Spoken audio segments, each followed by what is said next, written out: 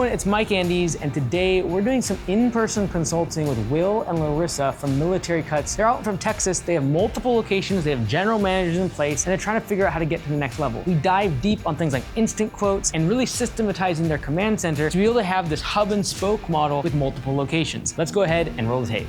So, Will and Larissa, so they offer mowing, weed control, fertilization, bush trimming, de-weeding, and mulch, 7 trucks, 15 employees at peak season.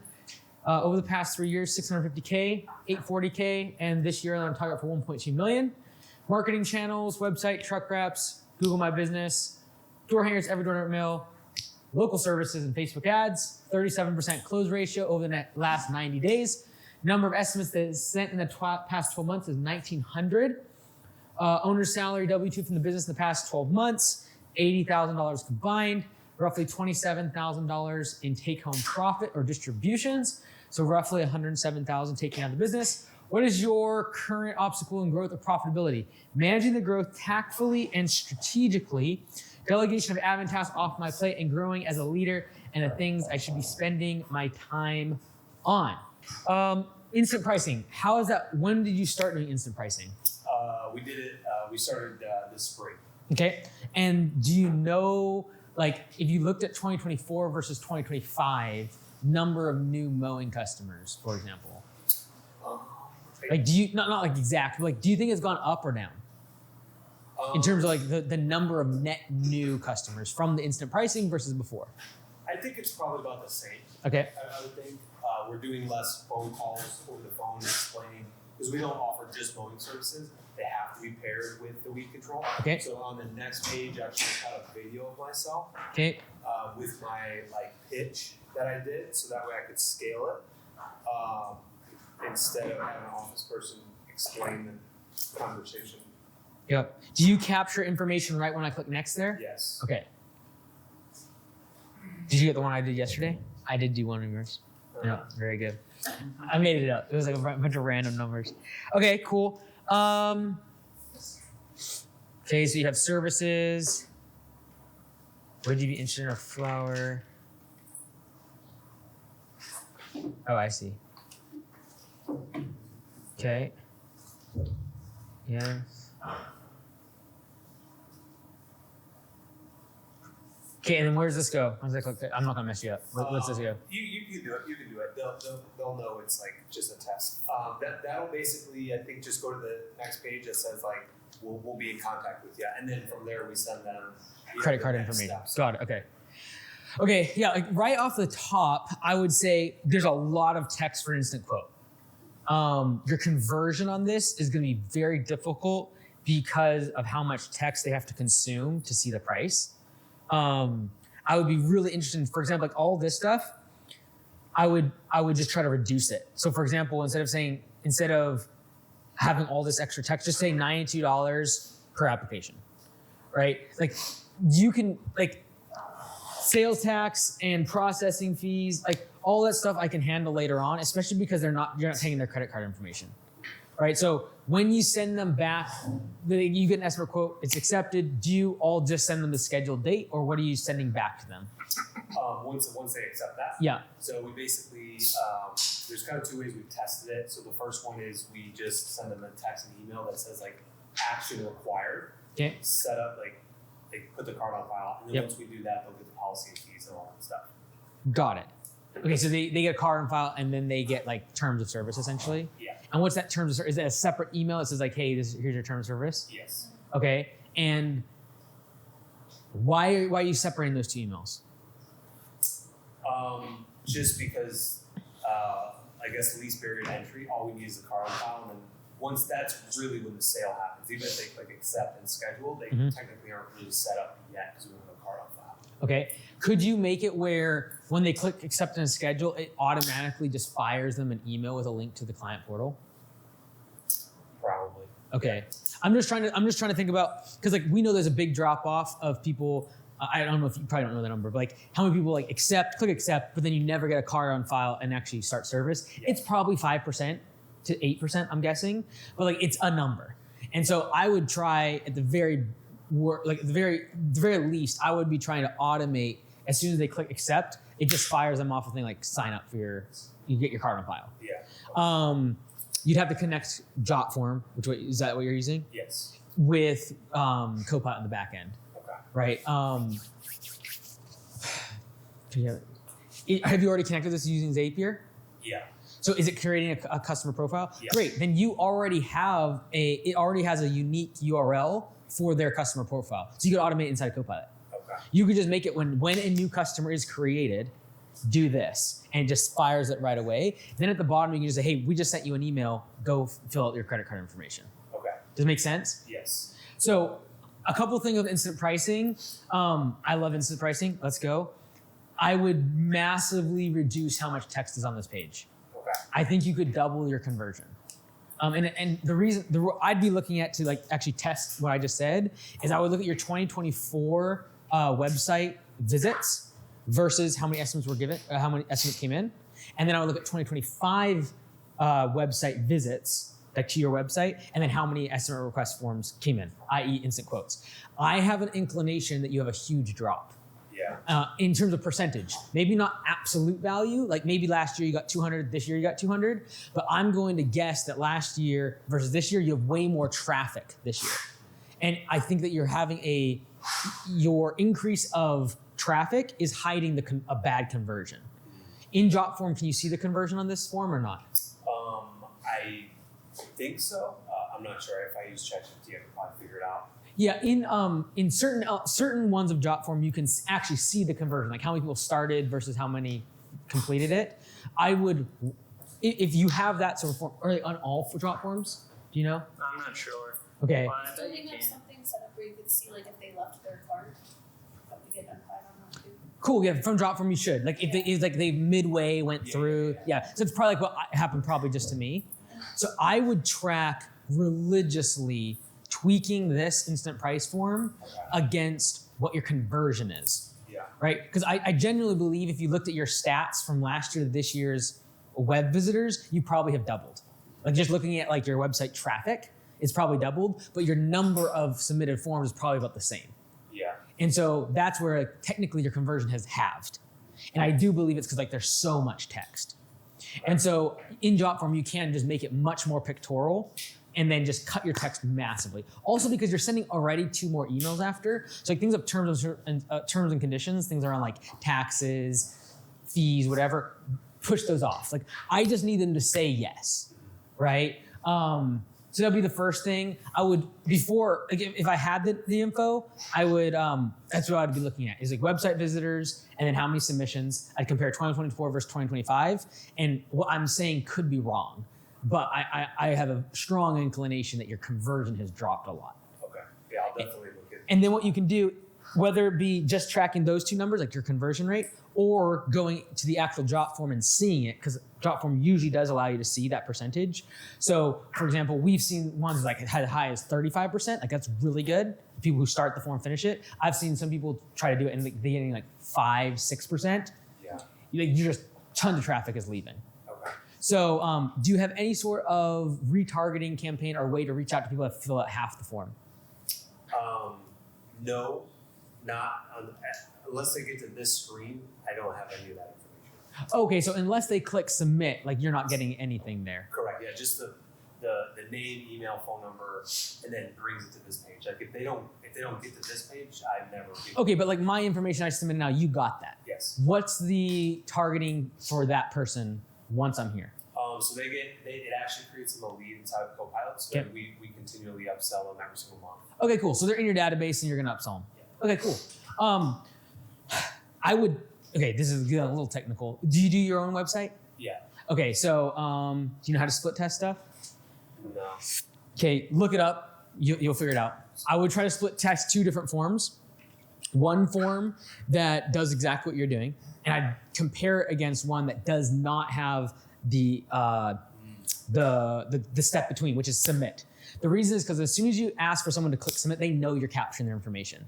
And so what we have seen is a huge drop off of conversion versus knowing that if they see the price, some people will drop off and I will not get their leader information. But we have seen enough of the conversion to know that by not having them click that button, because right now there are people that are filling out their address and not clicking submit because they know you got their information. You see what I'm saying? Yeah. Versus you get their address, and then it just comes down to like small, medium, large. They see the price. And so those people will always close because they've seen the price. Like those people will close far more often, but you don't get the option to then retarget like people that have half, like me, like you wouldn't be able to retarget me. Because I would have seen the price and then I would have bounced and I've never clicked submit. So right now, the way you're doing it now, you're getting a bunch of leads that are in the system. Great, I like that. We have played with both ideas. And like, do we capture the information or do we just let them keep going and see the price and then convert? I would split test it. I happen to believe you'll end up moving to what we do, which is don't ask them to click submit. Because too few people, they have seen too many times, like instant quote, and they click submit, it's like, we will get a quote to you tomorrow. Like, they don't believe the instant quote thing. Yeah. Okay. So I would, if you can split test it, I would. And what you could do if you really needed to is run ads against 2 different URLs and then just track from there. Okay. So if you want to make 2 separate ones, like copy your homepage, make that like split test 1, split test 2, change the form in Jot form and go that direction. Okay. So those 2 things would really help with conversion. I will also say this video, can you see the metrics on this? Like in YouTube? I can see how, yeah. How often do people watch it? It's not often. Yeah, I'm concerned that this is just taking away from like the essence of the instant quote. Okay. And so what's the video about?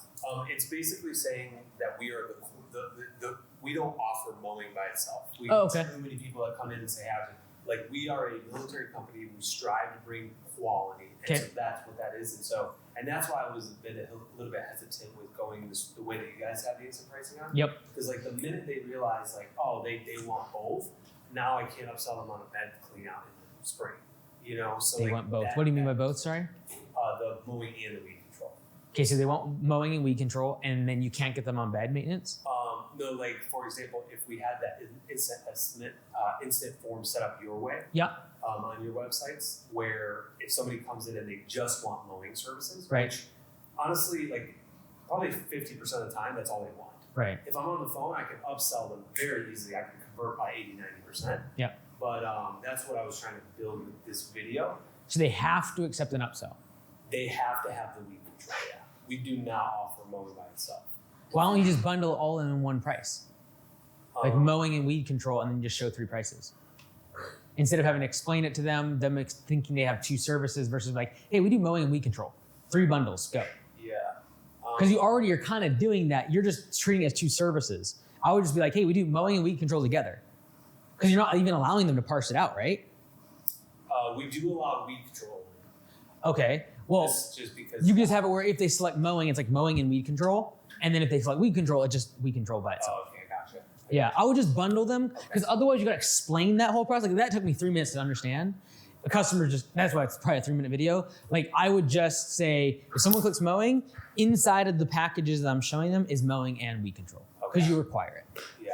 Okay. Right? Makes sense. So. Yeah, but the part where like we have them capture the lead first Yep. instead of them to see the price, we've been able to then, when we send out like our monthly upsells, get people to book a flower bed cleanup with us. So I think that if we switch that part, that's like our one thing is we can't advertise to them during. 100%. That's why I say it's like split test it because you're 100% right. You lose out on that halfway lead. The other part of the story is you never even hear from the person that doesn't want to click that button because they don't know if you're actually going to share them a price. And that's a lot more people than you might be thinking because we split tested it and like I know the numbers. So like we decided, hey, like, do you want A, more halfway leads that you can market to in the future, or B, people that actually see the price and accept it, right? So you will get less leads, yes, but will you get more absolute customers is the question. So yeah, you are right. You will get less halfway, like people to market to. So, but I would just really encourage, like, how do we take all this text and smash it down, get rid of the video? I think if that's the main reason of the video, I would just consolidate mowing and weed control into the same bundles. And you don't have to tell them. If you just click mowing, it shows mowing and weed control. Yeah. If they click weed control, it just shows weed control, right? So I would just change that. And then like a lot of this text can just be, because even like this mowing and weed control fertilizer, yeah, you just make this all one. Let me see here. One small. So if it's nothing, then it's pictures.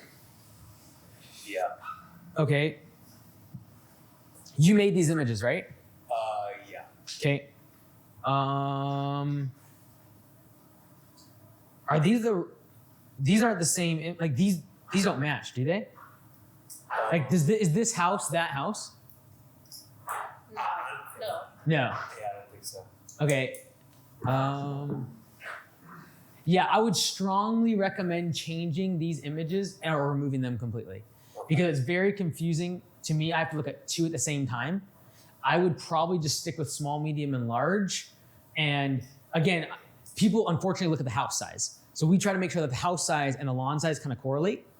So whenever we've done small, medium, large, and we split it, it was like people would select large because they have a large house, but they live on like 2,000 square feet of lawn. But they click large because they're looking at the house. So this is a lot for them to digest. And even full property, like there's just too many words. I would just consolidate everything. Like people have like their little, rat mind. We just got like as fast as possible, show them small, medium, large, go. And the square footage, for example, like 80% of Augusta doesn't even include the square footage now because just more things for the person to have to digest. Got it. Right? Because like, is that square footage of the lawn? Is that the lot square footage? Like all these questions start bubbling up versus like, which one kind of looks like your house? Yeah. Right? So I would just take like every single one of the steps in your instant quote and be like, how do I simplify this and remove text? Because right now to go through this whole process and watch your video takes about 10 minutes. And it's faster now to just call you. Yeah. And so the objective of the instant quote is to make this faster than a phone call and where they don't have to call you, right? And so I think the thing that will convince you of really tweaking this is looking at that conversion data of 2024 versus 2025. Okay. You'll be like, okay, we doubled traffic. The number of leads is the same. I think it probably came down a bit. The nice thing is they're converting into customers. Like, you got a customer. Do you happen to know how many of them go from like submit yes to card on file and rolling? Is it pretty good? Like 95%? What do you think? I'd probably say like 85%. Okay, yeah, so I think you could probably tighten that up a little bit by just automating it. Like if you made it in the Zapier thing where as soon as they come in, it sends them a thing asking for a credit card on file. And I think you could segment it based upon if they have a price. No, because it's coming from Zapier right away, right? Is it coming straight like at the beginning? And then are you getting this form and then matching it up with, like, I got a form emailed to me, they accepted, and then I go into Copilot. Is that how you're doing it right now?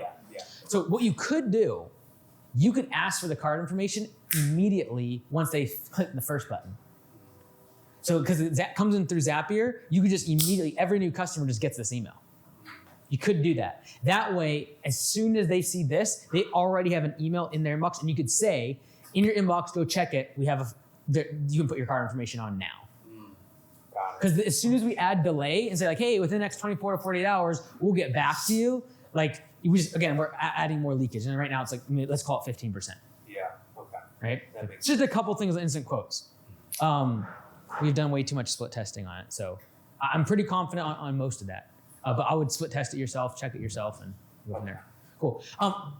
4L framework. From a liquidity perspective, right now, cash in the bank, is that strong? Is it not where we want to be at? Where are we at in terms of liquidity? We got about 170K. Okay, so you're passing the 1 month of revenue. Like, you're good there. Okay, cool. In terms of leads, your leads are like $1,900 a year. Is that pretty steady throughout the winter? What's that look like during the Q4? Q4 completely basically falls off. I mean, we get maybe like 5 or 10 leads, maybe a week per se, but like the springtime is where we like pour all of the money into to really grow and capitalize with the cheapest dollar.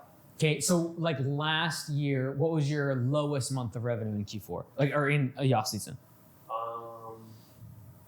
For all locations? For combined location revenue for like January, February. I think it was probably like 40, maybe 45K.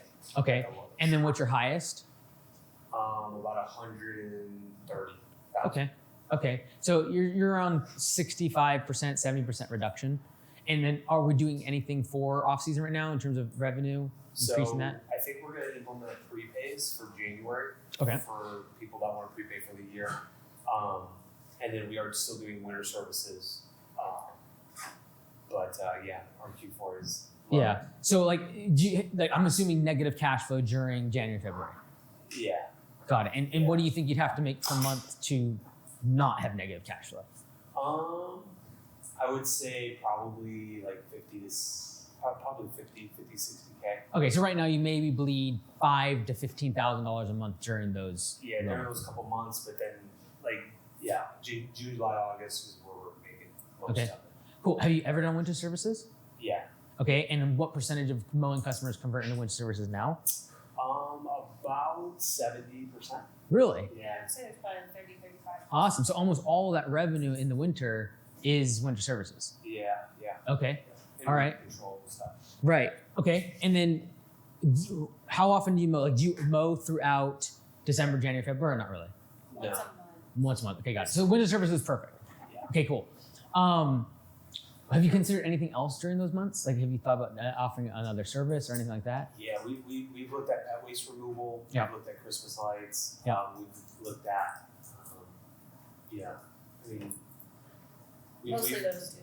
Yeah, Okay. mostly those two. And then your projects, that's what takes you from 50, 60,000 to 160, 170,000. Is project based, or what's the extra revenue there? Yeah, so mainly projects, which is push and bed service Okay. projects. And is that mostly upsells or people coming in for that service specifically? I would say mostly upsells. Okay. Yeah. All right. And so when you get an influx of leads in the spring rush, it's a whole bunch of your existing customers saying, hey, we want mulch. Yeah, and with also new customers, obviously. At the same time? Yeah. I would really encourage trying to pull forward demand to your existing customers on mulch in January and February. Mulch, bed cleanups, etc. You could also, instead of like giving them a discount, you could bake this into a price increase. So if you're getting to the point where you want to raise prices, which I think you are on the upper end of pricing, based on your close ratio being at 37%. But if you ever want to do a price increase, you just say, hey, to lock in your current prices, here's what you do. You pay in full. It's like your prepay thing, if that's something you're trying to do. Instead of saying you get 10% off this year if you pay prepay, you say, hey, our prices are going up, blah, blah, blah. If you want to lock in last year's rates, you just got to pay the whole year up front. Right? So this worked for Connor out in North Carolina when he needed cash immediately. It was like he just got prepays and he just baked it into his price increase. So they weren't getting an actual pricing decrease. They were just not having to get the increase. Yeah. So that's one way to do that. But like if we can pull as much forward as possible in terms of services too, for example, like with mulch, that's especially if a lot of them are existing recurring customers, I would really encourage pulling all that demand into February at least. January is tough to pull it that far, but February you can fill it up. Okay. And so we just pitch it to our customers and hey, starting March 1st, we're booked out. But right now in February, we got you. And you know that once March, April, whenever your busy season is, you know that leads are gonna come in and you're gonna fill that up. But you pitch it to them as like, this is the time to get your stuff done. If you wanna get on the schedule now, you gotta do it now. Yeah. And so you don't even have to do a discount. You just use the scarcity of the fact that like, once you go past this, you could be waiting 4 to 6 weeks. We're giving you the preferential treatment because you're an existing customer to get on before that busy time. Yeah, okay. That makes sense. So I would hit that really hard text and email. You guys do text through Copilot? Yes. Yeah, it's like really hard. And I would make them personalized, like, hey, it's Larissa over at Military Cuts. We are booked out completely starting it. When do you guys get really busy? April 1st? March 1st, we're booked out. But in February, we have a couple more spots available. We're trying to give this preferential treatment to our existing customers. And as a long-standing customer with us, we'd love to get you on the schedule so you don't get in the 4 to 6 week backlog. What would you like to get set up? And I would just do a filter on whoever did service last year and do them again now. Like just pull all that revenue forward, and then also allows for the new customers to join without a 4 to 6 week backlog in the middle of March and April. Yeah. So some timing on just like when you promote that to existing customers would be huge. Okay. Awesome. Cool. From a labor perspective, we have 15 team members in the field Yes. at peak. Yeah. At peak, 15 in the field. Yeah. Okay, and then what's the structure right now of the teams across the locations? How many is in each? So at the main location, she has 9 field workers plus her. Okay. And then at the second location, I've got 1 general manager who works out in the field, and then 2 team members. Okay. And then myself, and then 1 office manager. Got it. And so are you kind of running command center situation, and then she's general manager and he's general manager? How's that working? She's general manager, he's general manager, and then I'm basically like a regional manager. Okay. But I also help out on the admin side, for 2 hours on Monday. Got it. And then is your role mostly selling? No, my role is honestly probably more of the architect Okay. thing on the back end. Okay. just really building the systems. Yeah. And where is that currently constrained, do you feel? Like, why could not the business do $3 million in 2026? I think it's really like our office side, just like being very clear on the like what is required, like how do we track, like we've got the field dialed in. Yeah. It's really like I think the office side, because like I still am doing admin stuff unfortunately, and right. like hiring like I've got some questions like on there, but you know right now I'm manually physically texting the Indeed applications that come through. Okay. To send them a job form so they can fill the job form out. Oh, yeah, you can just make an automation. Yeah. Inside of Indeed. Okay, so that's what we were trying to figure out on how to do that. Okay. How Yeah. to link Zapier and You don't even have to do Zapier. You don't have to do Zapier. Just on inside of Indeed, I forget the exact name, but on the left-hand side, I think it's automations. It might be flows. I think they call it flows, if I remember correctly. If you click on that, you can just make it where whenever an application comes in, like it's like building an automation in Copilot. It's like, what do you want to do next? And you can put a message in there. And so like that's where we put our Spark Hire video link. So it just sends them out things, hey, fill this out, and then we get the videos of them. You can just do the job form. Got it. Okay. Yep. So that's automated. There's a bunch of stuff you'll see in Indeed. You can just make automations off the back of. Yeah. As long as you're running a paid ad. Okay. Yep. Awesome. Yeah. I have some questions. Yeah, go ahead. Is Go ahead. now a good time? That's fine. Go ahead. Okay. I feel like so there's a few things from a leads perspective. There's two major things. One is optimizing that form. I think you probably can increase the conversion by 100%. Like you could double it. Just we've done so much of this stuff. Like all I see is numbers when I look at these instant quote forms now, because like we do every single field and we just split test every single one. Just cut every piece of text that is not crucial to getting a decision from the customer. Every single word. Like if you think it's like, maybe they need it, cut it out. Yeah. Like, you will see how minimal ours is because every time we took a word, just conversion went up. And then we just went to the point where we started getting higher rates of unhappy customers because we didn't include enough words. But like cut words, like all day long. The pictures don't have 3 things in there, have 1 image. Don't worry about square footage. No one knows what the square footage of their lawn is. No one knows square footage of their lot square footage, or their property, their lot. So highly recommend cutting that out. And then that would help with the conversion. And then I would really focus on the timing of your promotions to pull demand forward out of March and April back into January and February. Because you have that recurring base revenue. That's awesome. That's saving your bacon. If you can pull 20 to 30 grand back, you'll at least break even for those months. Okay. And so I would first start with scarcity. I would probably test that. Like how many people in your database? Like 3,500. So I text an email, probably 500, a promotion in February or even late January, saying, hey, in February we got the spot available, blah, blah, blah, like I just mentioned. I would split test it against giving a discount. So I think I would do 500 without a discount. And if out of the 500 you get 5 hits, okay, cool. I'm gonna do 500 more, so now another 500 with a discount. Now do it with 10% off. If that converts way higher, I might be willing to let them have it. Right, like, and then other 3,000 or 2,500 people, I would be sending either the discount or just the scarcity. I think the scarcity is enough to pull that demand back, and it's not like you're losing 30 grand a month. If you were, I'd be like, let's give a discount. Like, we got to get revenue shoved backwards. How far forward do you usually book out in the spring? Like 4 weeks? No, not even. Maybe 3 weeks at the max. But do you turn off ads usually? No, we never turn off ads. Okay, so you don't have like a ton there. I think though, if we deconstrain this, you will. Like if we make this where it converts twice as much and all of your lead flow is happening during spring, you're gonna get a steeper spring rush. And I need to pull all that one-time work out of it from your existing customers and put it in January and February. Yeah. Okay. Right. So those are the 2 big things. And then I think the third thing is what you're about to talk about, which is like systems and admin stuff. Yeah. So like leadership, how do we organize the GM stuff, command center, so fire away. Okay. Well, I don't want to take everybody's time. Dude, we have all the time in the world. This is gonna be great. So obviously, like where I'm at currently, like what resources would you recommend just to grow my leadership? Like podcasts, YouTube, mentors, like coaches. What would you recommend that I be studying or learning? Mm-hmm. Like I can give you a couple answers. Like there's a couple good books, for example, like Leadership Training and Tactics from Jocko is really good. We give to all our general managers and multi-unit operators.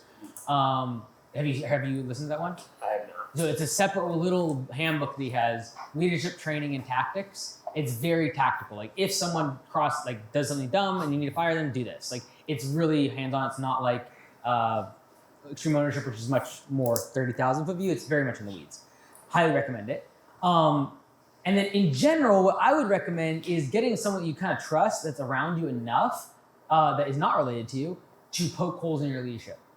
And knowing that even if it's done maliciously, there's always like a kernel of truth to it. And so I could give some of that feedback, to be honest. And like I think what people like myself, that you kind of know you a little bit. I would just ask them, like, I want blunt advice. Like, what would you change? And then knowing that they have a limited view and scope, and they're not going to know everything, right? So like when I talk to Kashi, I talk to the guy once a month. Or sorry, not once a month, once a week. He doesn't know everything about me. So he's going to have a perspective that we're not in person. So like there's a lot of stuff that he doesn't know about me. But when he says something very sharp to me, I can synthesize it through, okay, that is directionally correct, and now I can make certain pivots according to that, knowing it's not exactly right, because like she probably knows you the best, right? But she also loves you, so like that's all tainted. Like I can't really receive feedback about my leadership from you, because obviously I'm a good enough leader for you to be like, I'll be with you the rest of my life. And so I would ask people that you look up to, or even adjacent competitors, for feedback. I would also say when people are leaving the company, do exit interviews. So especially if they're mad, they'll tell you all of your mistakes. Yeah. So we used to do exit interviews, but do you have anything for me from maybe poke holes in me, of like maybe what do you think I? Oh, you really want this live? Yes. Come on, bro. Yes, I want it live. Okay. I would say, okay, so first off, whenever you're asking for feedback, it's coming through a lens that is also tainted and messed up. I have a lot of my own flaws, okay? So I will give it from my perspective, and if you ask someone else, they'd probably say something different. You have a double-edged sword. Your biggest strength is your intensity, and your biggest weakness is your intensity. And so some people will consider you overbearing simply because you are so like this is it. I would say, in my mind, like what I would do if I was you is I would always think in terms of like slow down, relax, and listen, and sometimes regurgitate what they said before you respond. Okay. Just like, so if I'm hearing you correctly, this is what you're saying, right? I'm the worst at this, by the way. So I think that you're scaring some people away by how intense you are. Yeah. And like I come from like the most intense family, and I'm relatively intense as well. But like sometimes like sitting back, sometimes like just letting things, like being okay with silence for a second between conversations. Like when you're talking to someone, we don't need to always have a conversation. We can like let it sit for a second. I can look away, like just reducing intensity. Because some people just get scared. Yeah. Like they get nervous. It's like a nervous energy. And they're like, I am so acutely aware of it with my own family. So like I would say that there's a degree of that. Okay. Just a small degree. That's good feedback. I would agree with you on and that intensity is why you're successful in a lot of regards. Yeah. It makes people nervous. Like, whoa, like just relax. Exactly. And that's part of like one of the things is like communication, right? Like, yeah. And that's why I think she does so well at managing the people. Yeah. Which I'm an entrepreneur, right? Like, but I also got my hand like I'll get out there and do the work, but like sometimes it's hard for me to communicate things, mm-hmm. right? Like. Even just like the other day we had a professional photographer come out and it's like I gotta push this out, and it's like I don't structurally organize like in an organizational way, like push that out properly. I'm like a little bit disorganized. And the thing is too, like leadership doesn't have to be your responsibility, right? So if you're like, hey, I'm better at promotion, right? So for example, I'll always use Alex and Layla. Alex focuses on promotion. He's just focused on his massive book launch. He doesn't talk to anyone for the past year. But the business needs to be run and led by someone else. And so that's Layla. And so you can't hire for your weaknesses. Like if you're just not good at hiring people, you're not good at communicating with people. I'm not great at communicating with people. So I find operations people, Liz, et cetera, because like I get frustrated with people really fast. If they're not doing, like I just get mad.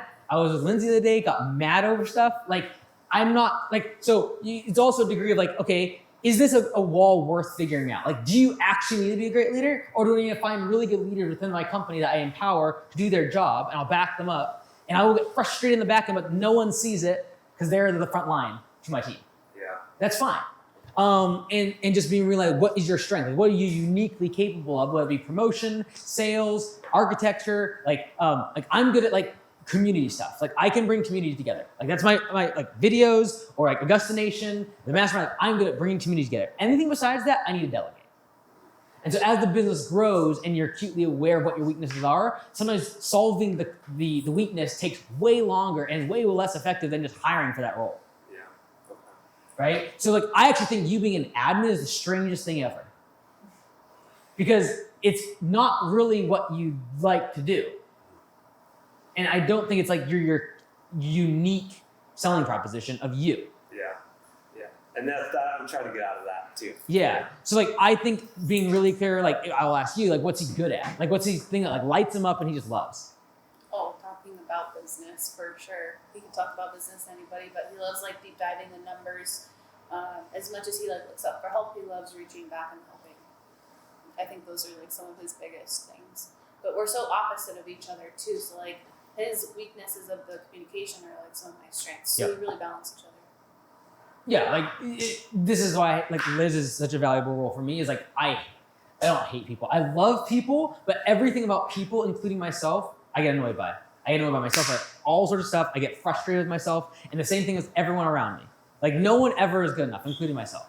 And so it's just like I need someone else to like be the buffer, so like they don't get the brunt of that.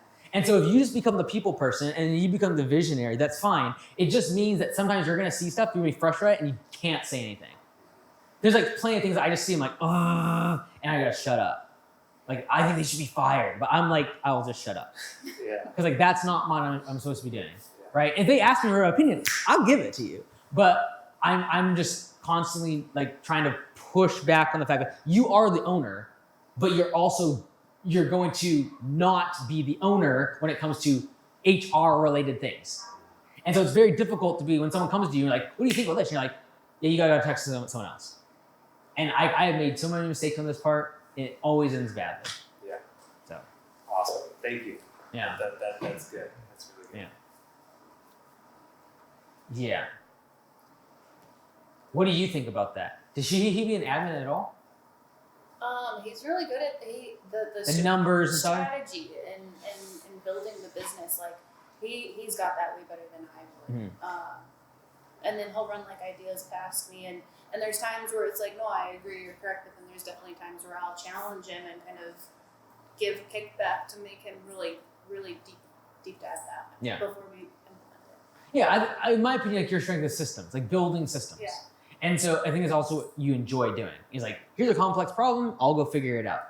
I think anything, like if you look at building a system is you are good at the front end, don't worry about execution. It needs to be you build the system, you hand it off to her, and then she goes and does it. Yeah. Right? So if I have something I'm trying to think up, I will go to the operations people, I'll run it by them, and then I want them to do it. Because I will mess all that other stuff up, and I'm not great at it. So like I would be really clear, like, let's figure out the problems together. I figure out solution, I implement. Like that's like the classic role of like integrator and a visionary. Yeah. Right? So like I would really lean into that. And you'll enjoy your life more too.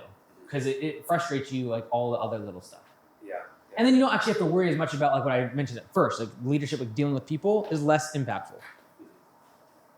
Like I just happen to believe most people will be more relaxed around her. Oh, for sure. Yeah. She makes everybody feel welcome. And I do too, like to a degree. Yeah, no, I get it. Yeah, no, I mean 100%. I need to work on that better. Or just like be more relaxed. You know what I mean? Like I need to. Yeah, like I'm the most nervous person in the world. It just over time you just realize like I'm hurting other people from communicating with me, and they're getting anxious because I'm all like whatever. And like one thing you could actually tangibly do if you record yourself is you can track how many words per minute you're saying. Just try to reduce it by like 20%. Yeah. You'll be more intentional with your words. That is something she's brought up that I repeat myself like 2 or 3 times. It's because you're going so fast, and your brain actually can't can't get the words out fast enough, so you're filling in words. So that makes people nervous. So if you just say, I'm going to reduce the number of words per minute that I say, you'll come across more confident, right? So. Cool. That's good stuff. Yeah, man, absolutely. Yeah, we got it. So during like the winter, we typically go down to a 4-day work week. Okay. Like we're doing winter services, but we're able to do that all Monday. Yeah, we do the same thing. Yeah. So when you do the same thing, do you still hold your GMs to the 30 budgeted hours? So what do you have them do? I guess is it just they're working longer days on that 4-day work week, kind of? Well, we're still doing 410s. And so even if the crew is working less, they're on salary. So like I expect them to reduce the workload for the crew in order to maintain their 30 budget hours. Like part of the salary is like you're working year round. And great, you're getting a salary all year round. No one else is getting that. But that means that when there's less work, your more hours are on the field. And so they know to cut other people's hours before the run. Because they got to get 30 budget hours done. So yeah, we do expect it. Yeah. What problem is that causing currently? Like, is that a problem right now with your current GM? No. Well, so I am a GM at the Aubrey location, right? But I don't usually go out and do a lot of work during the spring and summer because I'm very busy with estimates. But then estimates slow down a ton. Right. So I have gone out and done like the winter services, which is fine. I just didn't know if you decrease it by 5 or if you keep it the same because there's salary. Got it. We keep it the same. I have a feeling if you guys are doing the multi-location thing, that you will likely move into role of regional manager, which will mean you don't have budget hours you're needing to do anymore. You are going from location to location. You're backing up GMs. You're supporting them. You're going over the numbers. You're executing on everything you guys talked about. He's like, I need this done. Yeah. So I think that's probably where you end up anyways. I wouldn't stress out knowing that's where you guys are going on your budgeted hour productivity during the winter. I wouldn't worry about that. Just know for a GM, once they come behind you and take over the Aubrey location, like they will be expected to do those hours because like it's the only way to make payroll. Yeah. And like cover overhead. Yep. Cool. Anything else? You can keep going until someone else raises their hand. You just go ahead. So right now our office manager is basically managing all the office stuff. Okay. At 1.2. Is that kind of the model? Is that like max capacity? Is there inefficiencies that we could build in with AI to get it up to 1.5 per one office year-round salary? Okay. You're currently in admin though too. Yeah, it's like 2 hours on Monday. I just help her out with one location. And honestly, she could probably do it herself. So she can do everything as admin, one person. You feel pretty confident on that? Yeah. Okay, that's pretty good. Like, it means that you guys have a lot of recurring revenue and you don't do big projects. The fact that one person can handle it. I think my first thing I'd be looking at is her capacity during spring rush. You might be getting behind during that time and then leaving leads on the table. So I would be much more, instead of like, hey, how do we replace her with AI? I'd be looking at what's the fail safe if she doesn't show up for a week in the middle of spring rush? Because then we have a really big problem. You're answering the phone. Yeah. Right? Yeah. Yeah. So you're thinking about fail safes now? Because like if you create a really efficient model where one person is responsible for so much, great. That's why you're profitable. Also, if that person goes down for a week or a day, like literally the owner goes back to answering the phone, which is the lowest leverage task. And so I'd be looking at AI and even having a call center behind that person. Right? So if you hired someone or you had a remote person or whatever, it's like, hey, we don't want to use this person, but if something happens to the person that's literally anchoring 1.2 million, we have a backup. Yeah. And I'm willing to take a 2 or 3% cut on my margin, that's 20 or 30 grand a year, in order to be able to make sure that I don't have that be the constraint of the owner. Yeah. Like there needs to be a backup. Okay. And so we've always used AI as a backup because we know that customer satisfaction score is not as good as a human. And so like we put agents are in front of Max, like Max AI, because we know the customer satisfaction score is lower and we know the upsell rate is lower with AI versus a human. So he's behind it. We only go to Max if we miss the call or if it's like at 2 a.m. and we don't have an agent available. Got it. Okay. So I would look at AI and stuff as like definitely cool, but like I would look at it as a backup. Yeah. And I don't know if that's going to change anytime soon, even if the AI gets better, because as soon as they know they're talking to AI, they are less likely to do an upsell. And if you don't tell them you're talking to AI and then they figure out later in the call, they're very mad. They feel tricked. So we've tested this both ways. Like one, we tell them up front that this is AI. And if we do that, immediately we shut down the option for upsell. They will not communicate about other stuff with AI. And if we don't tell them, and then later on, they accidentally say something and it throws the AI off and now they know it's a robot, they hate it. Like they get very mad. Yeah. And then they're, like our CSAT score drops, customer satisfaction score.